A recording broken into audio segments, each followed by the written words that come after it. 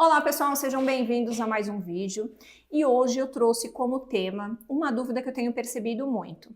Clientes que estão comprando painéis de potência de 400, 500, 600 watts para aplicação em sistemas de energia solar fotovoltaica off-grid, ou seja, para carregamento de banco de baterias, e estão na dúvida em relação a qual controlador de carga utilizar, qual controlador de carga escolher. E se essa é a sua dúvida, fica comigo até o final desse vídeo.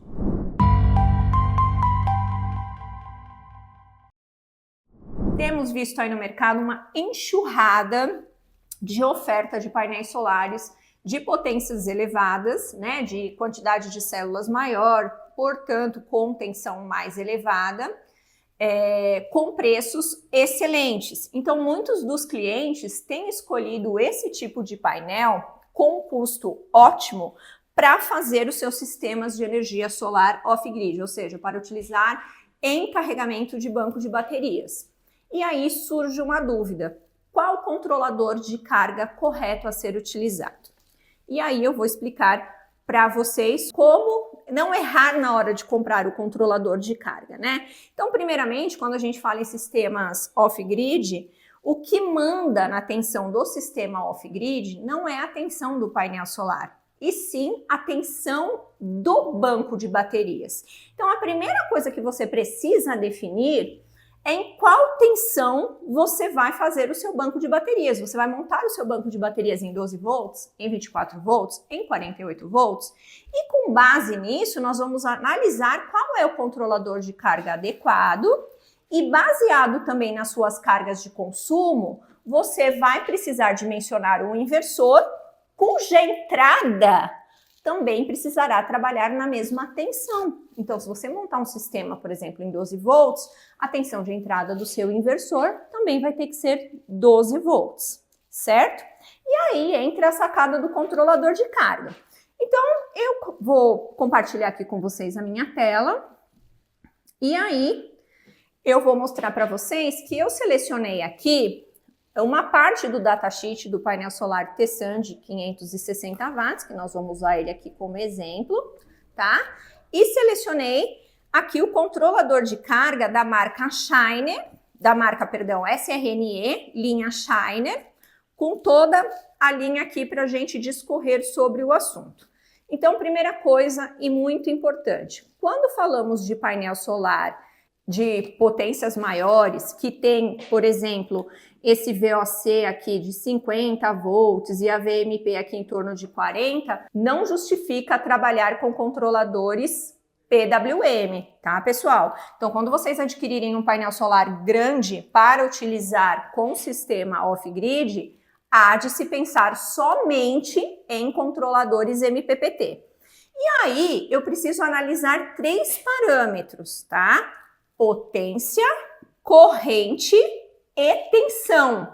Então, são os 3 parâmetros que eu preciso analisar. Não adianta eu só olhar a corrente do controlador de carga. Eu preciso também olhar a máxima potência de painel solar que esse controlador suporta e a tensão máxima em circuito aberto que ele também suporta na hora que eu for fazer o meu arranjo, tá? Então, vamos imaginar aqui a situação mais simples. Comprei um painel solar de 560 watts e vou fazer o carregamento do meu banco de baterias em 12 volts, tá?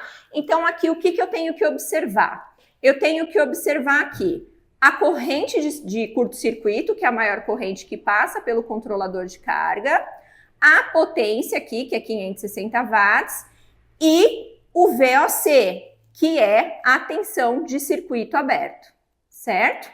Vou olhar aqui para o meu controlador de carga. Eu vou fazer o carregamento em 12. Então, aqui onde eu falo de máxima potência de painel solar, eu preciso ficar atenta nos modelos nesse parâmetro aqui, ó, 12 volts. Então, vamos observar aqui que se eu escolhesse o Shiner 2440, ele aceita em 12 volts, 520 watts.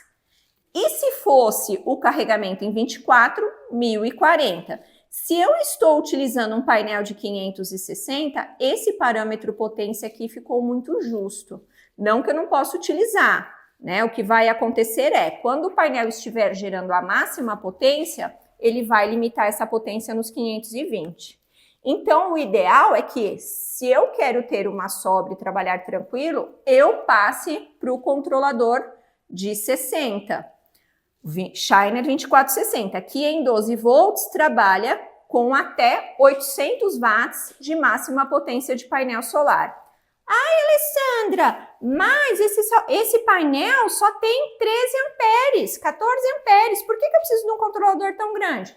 Exatamente por isso, porque o correto é que eu examine os 3 parâmetros. Então, imaginemos que vamos comprar o controlador de 60. Ele vai estar ok aqui em relação à minha potência, ele vai estar ok aqui em relação à minha corrente e também vai estar ok em relação ao meu VOC, que é de 50,1, uma vez que ele aceita uma tensão máxima em circuito aberto de 100 volts, certo? E se eu comprar o de 40? Se você comprar o de 40, vai ficar muito justo. Não está totalmente errado, mas também não está correto. O certo seria você trabalhar com uma folga. Então, se você optasse pelo Shiner 2440, ele aceita aqui 520 watts de máxima potência de painel solar, ele atende a uma corrente de até 40 amperes e um VOC, né, a tensão máxima de circuito aberto, de 100 volts.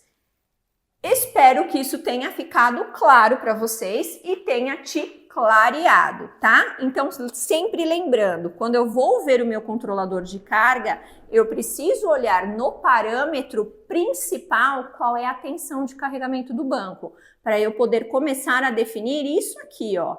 Qual é a máxima potência de painel solar? Porque eu tenho visto muita gente comprando painel de 560, 600 watts, utilizando com controlador de carga de 30 amperes. E aí não dá, né? Ou solicitando cotação de controlador de carga de 20 amperes. Tá errado, pessoal. Então, tenham consciência do equipamento que vocês estão comprando para não ter um problema de pós-venda ou um problema de aplicação, tá bom? Espero ter ajudado e vejo vocês no próximo vídeo. Até lá!